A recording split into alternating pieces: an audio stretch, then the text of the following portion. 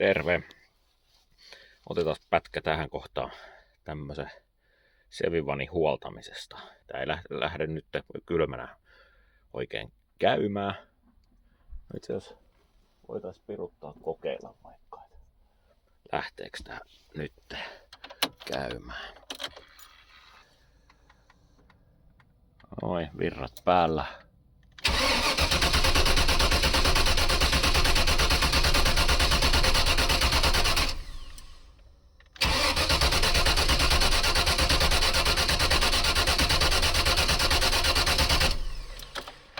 Ei se lähde.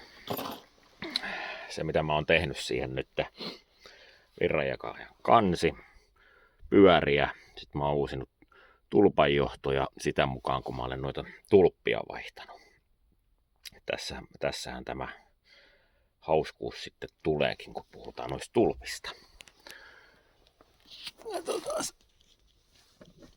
Nähdäänkö me? Tuolla on yksi tulppa. Ja niitähän on 8. Yksi on tuolla takana, pakosarjan takana. Ja sitten tällä puolella, täällähän näkyy tosi hienosti, siellä on yksi tulppa ja taas tuosta pakosarjan takana. Eli siinä on 4 sylinterin tulpat. Loput on sitten tuolla tulipellin takana sillä lailla, että tätä kautta niihin ei pääse käsiksi. Eli se mitä mä oon nyt tehnyt, niin mä oon vaihtanut nämä 4, mitkä tässä näkyy. Mutta niin kuin näkyy, niin tässä on 2 sormen mentävä läpi. Mä löysin parhaimman keinon niin, että kun mä sain sen auki tuolta sen tulpan, sitten avain heti pois. Ensinnäkin tämä hylsynkin laittaminen tonne on jo aika säätäminen. Sitten mä pistin siihen tämmöisen jatkopalan, jolloin katsotaan, saamme näytettyä se.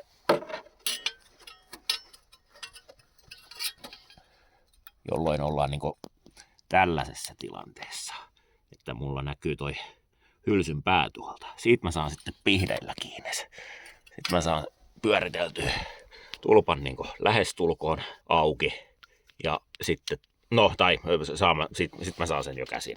Mutta sitten kun mä rupean pujottelemaan uutta tulppaa tonne, niin siihen sitten niin mä otin tämmösen kumiletkun palasen. Tämän törkkään siihen tulppaa, jolloin mulla on vähän enemmän jatkovartta, jolloin mä saan sen työnnettyä tonne paikalle ja pyöriteltyä käsin sen jengoille. Ja sitten kun tää rupeaa luistamaan, niin sitten taas tarvii siirtyä tohon pihtien kanssa ja sitten viimeinen kilautus sitten hylsyn kanssa, että se menee kiinni. Mulla meni 3 tuntia, no okei, siinä mä nyt sit vaihtelin toi virranjakajan kanne ja noit tulpanjohtoja ja sitten tuolla on toi mikä on PCV-venttiili. Se oli kyllä itse asiassa se vanhakin ihan ehjä. Mä uusisin sen ja sitten siinä on tommonen pieni pätkä letkua. Niin sen mä uusisin. Se oli aika hapera.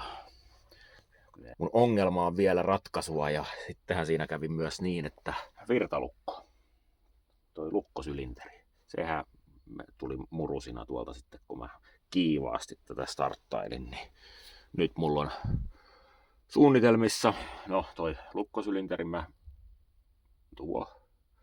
sen mä vaihdan, sitten mä vaihdan toi ilmamäärämittarin ja sitten toi akku menee vaihtoon, josko sillä päästäisiin tästä käynnistysongelmasta eroon. Huolto-osuudessa siirrytään siihen, että ruvetaan vaihtaa niitä loppuja tulppia. Renkaan mä tosta jo riipasin pois ja sitten täytyy tosta sisälukasua ja ottaa pois ja sitten ihmetellään, että päästäänkö sieltä jostain eteenpäin. Arrulevyt, no niissä on nyt pintaruosteet, mutta ne oli ihan... Nää ei ole vanhat, näissä ei ole pykälää lainkaan. Vai onko siinä 2, 4, 6 ja 8 tai sitten ne parittomat. Mutta täältähän näitä vaihtaa ihan useamman päivässä. Täältähän näin. Tää on, kyllä se oli sittenkin suunniteltu jotenkin tää homma, että miten nämä kannattaa tehdä. Mä vaan itse halusin tehdä se vaikeimman kautta. Oi voi. Ai että. Tää onkin. Tää on ihan niinku normaali auton vaihtoistoppi. Paitsi en mä saa sitä pyörähtämään tämän kanssa. Siinä on niin vähän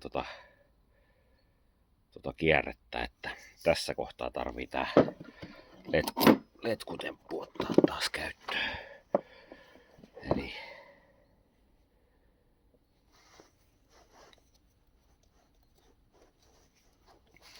tonne noin.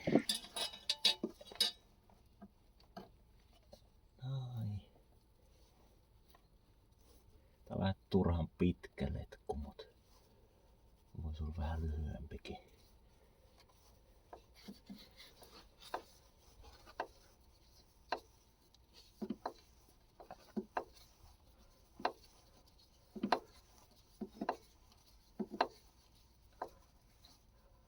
Noin. Noin ja 134 jalkaa. Eiku fiittiin mitä se on. No siinä. Sitten seuraavan kimppuun.